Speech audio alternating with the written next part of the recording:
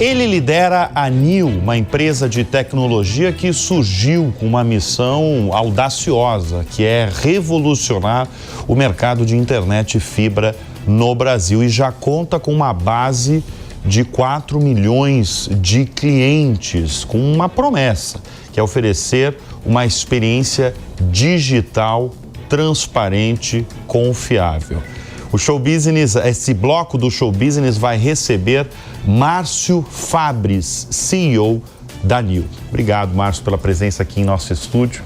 O que me chama a atenção nessa nova companhia é que você vem de um mercado já de telecomunicações, você tem muitos anos nas costas aí de Vivo, e você aceitou um desafio praticamente de começar do zero uma companhia, embora você tenha um valor de usuários muito grande. São 4 milhões de clientes. Como você está se sentindo nessa cadeira de CEO? Como um fundador de uma empresa? Como um administrador? Gostaria que você definisse para a nossa audiência. Primeiramente, obrigado pelo convite, Bruno. Prazer estar aqui. Realmente, essa é que é a grande missão dessa nova empresa. Eu me coloco muito como um fundador dessa empresa. Na verdade, o dia que eu cheguei na empresa, não tinha ninguém na empresa. Eu fui o primeiro a sentar no escritório temporário. Lembrava até uma garagem dessas que a gente vê no filme dos fundadores. E essa foi a grande motivação. Como lançar uma nova empresa, uma nova marca de caráter nacional, de amplitude nacional, com quase 4 milhões de clientes. Quer dizer, não nasce pequena, já nasce grande. Então, em pensar desde o zero, né? Pensar o nome da empresa, a marca, o logotipo, a característica da marca, o que poderia ser um diferencial para essa empresa em um mercado que já tem mais de 10 mil operadoras no Brasil. Né? E está sendo difícil? Está sendo super emocionante, na verdade. É uma experiência única. Né? Qual que é a relação de vocês com a Oi?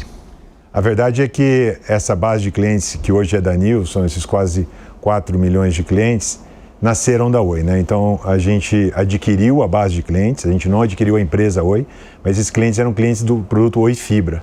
Então, a Oi, no seu processo de recuperação judicial, decidiu vender esse ativo, e aí, através de um processo, de um leilão público, o nosso acionista, são os fundos do BTG, fizeram a proposta para aquisição. Então, a gente nasceu desses 4 milhões. Então, no dia 1 da companhia, depois do closing, do fechamento da operação, a gente já nasceu com esses quase 4 milhões de clientes. Então, a gente dos clientes, eram clientes da Oi Fibra, e aí, nesse processo, a gente foi comunicando, olha, você era cliente da Oi Fibra, agora você vai ser cliente da NIO, se prepare para uma nova jornada, né? Uma jornada muito melhor, a gente quer te entregar uma experiência de uso, uma experiência de relacionamento com a empresa, que a gente quer inovar no mercado brasileiro. O investidor é o BTG? É o BTG, são fundos do BTG. São fundos do BTG. Exatamente. E como é que está o mercado de internet fibra no Brasil? Olha, muito se fala já há muito tempo em relação a esse mercado, né? Qual que é o panorama atual? Assim, um mercado que cresceu muito rápido desde 2015, 2016, né? Até esse período. Basicamente, a internet que a gente tinha nas nossas casas, nas empresas, era uma internet de baixa velocidade, muitas vezes com fio de cobre, que vinha lá do começo dos anos 2000 ainda, né? Uma experiência muito ruim de internet. A gente teve uma evolução muito rápida da tecnologia, o custo caiu muito da tecnologia, isso permitiu que a fibra crescesse muito rapidamente de 2014, 2015, 2016, até mais ou menos 2022, 2023, aí passando pela pandemia, que foi uma época, inclusive, que a demanda pela fibra ótica ficou cada vez mais forte. Então, o mercado cresceu muito e chegou num nível de penetração muito alto. A verdade é que hoje, das residências urbanas, né, a gente tem aí mais ou menos 75 milhões de domicílios conectados com a internet, de mais ou menos 80 milhões de domicílios ocupados no Brasil. Né? Então, muito relevante isso, 75 milhões. Conectados com internet. Conectados com internet. E desses mais ou menos 40, 45 milhões conectados com fibra. Os maiores clientes de vocês, então, são pessoas físicas e pequeno empreendedor, é isso? É isso. Na verdade, são pessoas físicas, em sua grande maioria, né? Pessoas físicas em todo o Brasil. e pequenos e médios negócios, né? Numa porção menor, mas também por pequenos e médios negócios. Você já trabalhava para esse público? Pequenos, médios, pessoas físicas? Sim, na verdade a gente já tinha essa experiência anterior de trabalhar com esse tipo de cliente desde o começo, né? Na verdade, acho que quando eu comecei a trabalhar com telecom, eu me lembro ainda, a internet era aquela discada, que fazia aquele barulhinho na hora da conexão. E, na verdade... Muita gente vai lembrar desse barulho. Alguns ainda vão lembrar. Vai lembrar do barulho. A gente deixava à noite para poder baixar os arquivos, né? Era uma experiência daquela época, mas evoluiu muito desde lá para cá, né? Você que acompanha, você tem falado aí dessa experiência com o pequeno, médio empreendedor. Hoje, qual que é a maior dor dele? Bruno, nesse mundo da tecnologia, eu acho que o pequeno e médio empreendedor, a tecnologia é um grande viabilizador de negócio, né? E hoje já não vive mais sem essa conexão de qualidade, inclusive. Até a gente falava muito da fibra chegando na casa, mas hoje tem um papel muito importante do próprio Wi-Fi. Porque o número de equipamentos que ficam conectados hoje em dia cresceu muito. Ultimamente você tinha um computador que ligava na internet e era o computador. Hoje, num pequeno e médio negócio, assim como numa casa, numa residência, são múltiplos devices, são os smartphones, é a maquininha do POS para passar o cartão de crédito, é o próprio computador, às vezes é uma televisão conectada que está ali servindo como para uma reunião, mas ao mesmo tempo, né, para entretenimento da base de clientes dele. Então, na verdade, a produtividade de um pequeno e médio negócio depende da conectividade. E muitas vezes até o negócio nem existe fisicamente, né? A gente tem muitos clientes que é um negócio virtual, ele anuncia numa rede social, pega o seu pedido e faz a entrega. Então, hoje a internet é uma viabilizadora de negócio. E teve um boom do uso não só da internet, como redes sociais. E agora eu quero entrar num assunto que já existia no tempo da internet de escada, que é do barulhinho que você acabou de falar, mas se popularizou globalmente nos últimos tempos, que eu até falo que virou conversa de boteco, porque todo mundo sabe sobre inteligência artificial. E vocês têm falado que vocês têm usado essa tecnologia e dados para antecipar problemas. Como? Efetivamente, a gente tem uma visão que a gente não gostaria de enviar um técnico na casa dos clientes para poder corrigir um problema Isso é uma dor de cabeça, dor de cabeça. Você chamar técnico do setor de telecomunicações... Cria uma ruptura na rotina do cliente, né? Porque muitas vezes ele não pode sair para trabalhar, compromisso. Ainda tem isso, eles passam horário de 8, das 10 até 17. São slots de 2 horas. A gente, pelo menos na NIL, a gente trabalha com slots de 2 horas para o técnico chegar em casa. Mesmo assim é um incômodo, né? E o que a gente vê é que muitos dos problemas a gente pode prevenir antecipadamente, a gente pode corrigir de forma remota, né? Então, o que tem nos ajudado, os casos de uso que a gente tem desenvolvido, é nesse sentido, a gente não evitar que um cliente tenha um problema e quando ele tem um problema, tentar resolver de uma forma remota. Porque muitas vezes até a tecnologia evoluiu muito, os equipamentos evoluíram e às vezes o usuário é um usuário, de certa forma, leigo no uso da tecnologia. E às vezes mudar um canal do Wi-Fi, fazer um reboot, né? Ligar e desligar o modem, muitas vezes isso mesmo já corrige o problema do cliente, né? E a gente tem usado isso para prevenir. Tem situações que a gente tem visto, a gente consegue medir a temperatura do modem na casa do cliente. Você consegue. Porque tem clientes que colocam livros em cima do roteadorzinho. E o roteador precisa de ar para poder se refrigerar. E a gente vê que está esquentando a temperatura, a gente manda um e-mail para ele e fala, olha, a gente está notando que o seu roteador está com uma temperatura superior, por favor, verifique se ele está tendo a ventilação. Então, proativamente, o cliente pode evitar até um problema, né? Então, muitas vezes tem esse problema. Mas vocês, então, têm um controle e, de certa forma, vocês monitoram esses 4 milhões de clientes, pelo menos a base ali da conectividade. Exatamente, né? Esse no sentido de entregar a melhor qualidade para os usuários. E é algo impensável anos atrás, muitos anos atrás. Completamente. Na verdade, primeiro, a quantidade de dados que a gente coleta é muito grande, né? Então, alguns anos atrás, seria economicamente inviável você armazenar e mesmo processar em tempo real, né? Então, além da capacidade de armazenamento, a capacidade de processamento também evoluiu muito, né? Então, hoje, e a cada mês evolui mais, né? A gente tem que ficar bastante conectado com o que está acontecendo no mundo todo para poder ser um grande diferencial para os clientes. Nesses últimos anos todos de vivência no setor de tecnologia, no setor de telecomunicações, o que mais te surpreende em relação a mudanças?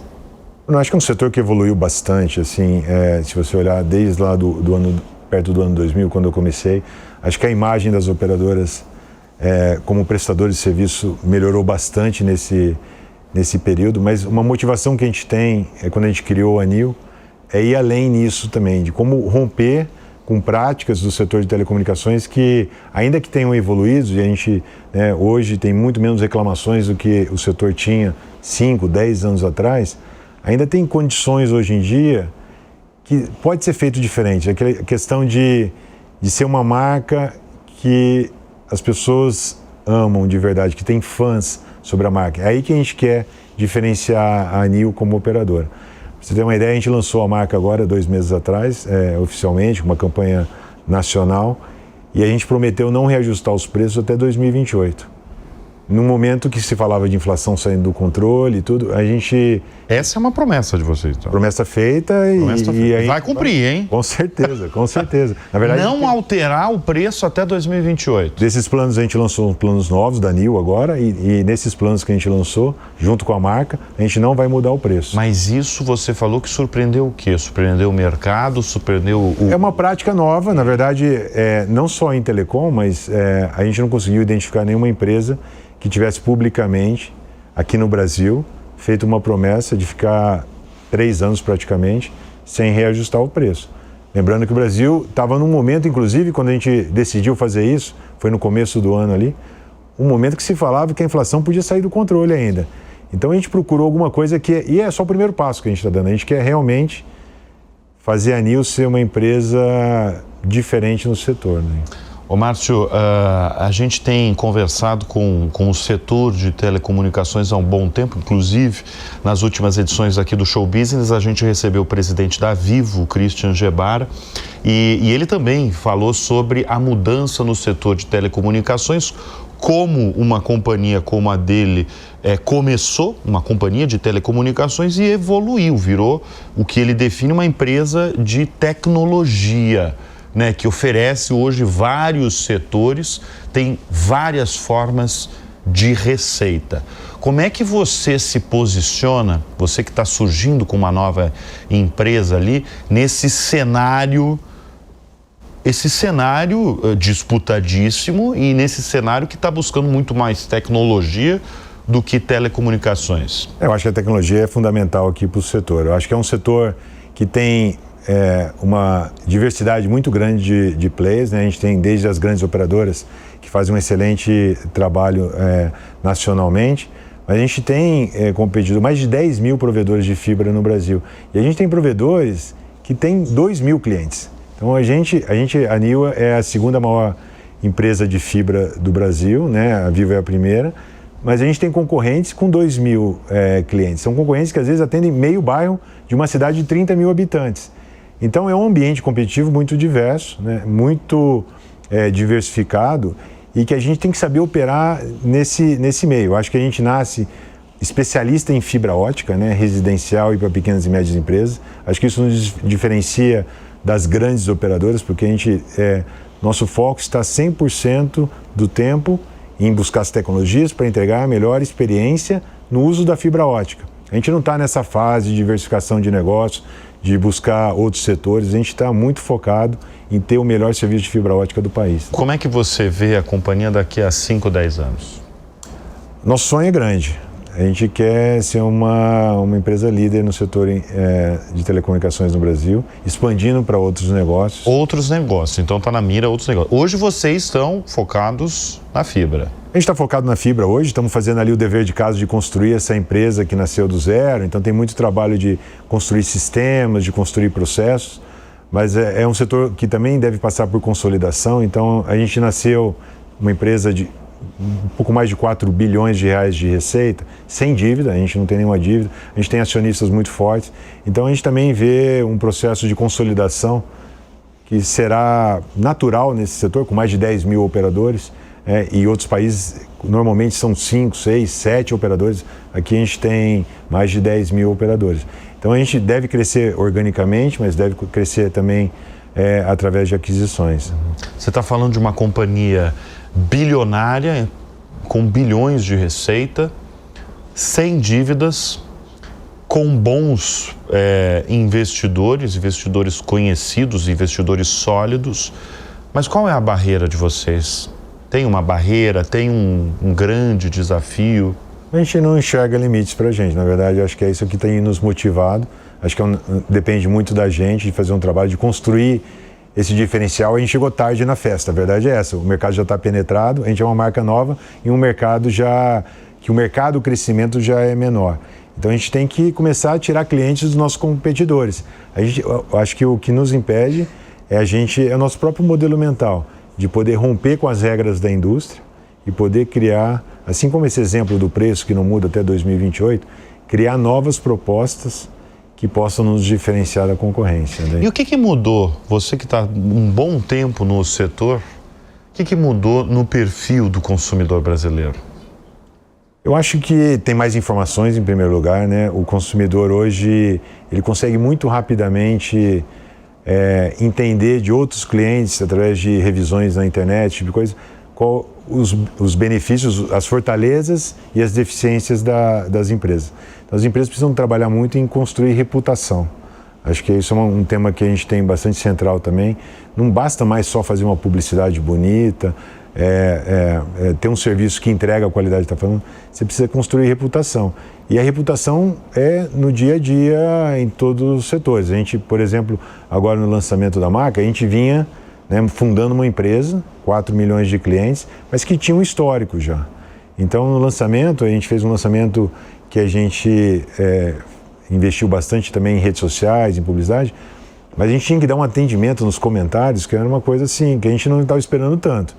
Então, a gente saiu de um cenário até no começo que nos assustou, mas a gente rapidamente, a tecnologia nos ajuda também, muita inteligência artificial para responder, para dar o primeiro contato com o cliente, para não deixar ele esperando por uma resposta. Mas os clientes estão em todo lugar e a reputação no final acho que é a grande diferença. Né?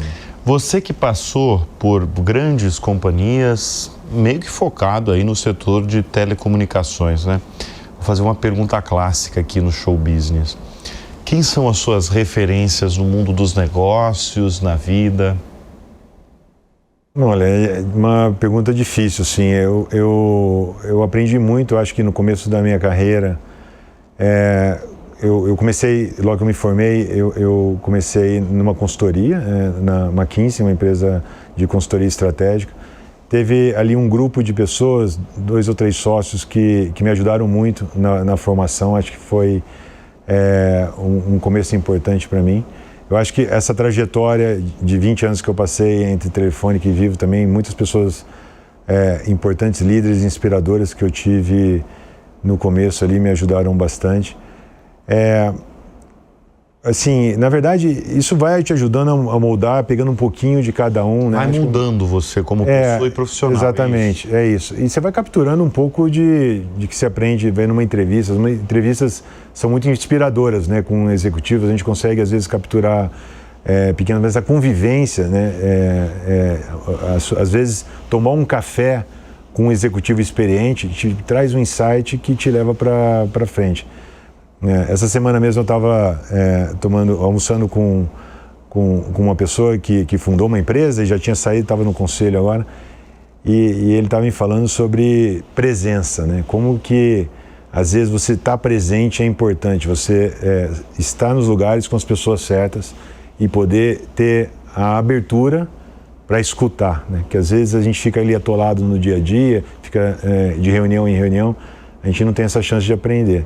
E às vezes só de estar presente, né, com aquela presença real mesmo, e escutar pessoas que passaram por outras dificuldades, você consegue ajudar na trajetória profissional. Então, reunião, não vai ter tanta reunião assim, reuniões longas? A gente não gosta de reuniões. Não gosta? Não gostamos de reuniões. Mas aí como é que decide, como é que se reúne? Não tem reunião, é isso? Não, tem reunião, mas... Mas como é que é a reunião de vocês? A gente reuniões curtas? Tenta fazer reuniões com poucas pessoas, na verdade. A gente tenta se preparar antes. A gente troca muita informação de forma assíncrona, né? A gente usa muito softwares de mensageria para se preparar. Então a gente está criando um conceito ali na NIO que a gente está chamando de time de times, né? Então a NIO não tem áreas. A gente tem áreas no RH, tá tudo certinho, mas no dia a dia a gente construiu times. São times que têm um núcleo que é pessoas de negócio, pessoas de tecnologia, pessoas de design, e a gente tem pessoas que se juntam de finanças, de dados, de analytics, conforme a necessidade que a gente tem. Então, esses times são autossuficientes, então eles não dependem, a gente não tem aquela coisa de, tá esperando a prioridade de TI. Então, porque cada time tem sua própria prioridade e ele é descentralizado. Então, a gente é uma empresa que a gente tem hoje 48 times e a gente está ampliando esses times conforme a gente progride aqui no crescimento da empresa. E cada time tem uma missão muito clara. E para cada missão ele tem um conjunto de iniciativas, um conjunto de entregas que eles fazem. A cada 3 semanas, mais ou menos, esse time chega e fala, olha, aqui é o que a gente entregou, isso é o que a gente vai entregar nas próximas 3 semanas.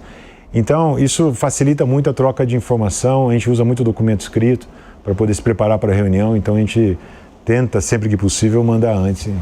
E qual é a próxima grande mudança que o cliente brasileiro vai vivenciar no relacionamento com a internet? Eu acho que a gente está melhorando muito a questão da conectividade dentro da casa. A gente tem essa explosão que eu te falei da internet, foi muito boa, porque a gente saía de conexões ali de 5, 10 mega para velocidade de 100 mega, 500 mega, a velocidade mais baixa que a gente vende hoje é 500 mega, chega a 1 giga. Então essa explosão foi uma questão de velocidade, de tirar a fibra ótica, passar no poste e chegar dentro da casa do cliente. Só que com a explosão do número de equipamentos que o usuário tem conectado, hoje em média um cliente da NIO tem 11 equipamentos conectados na casa.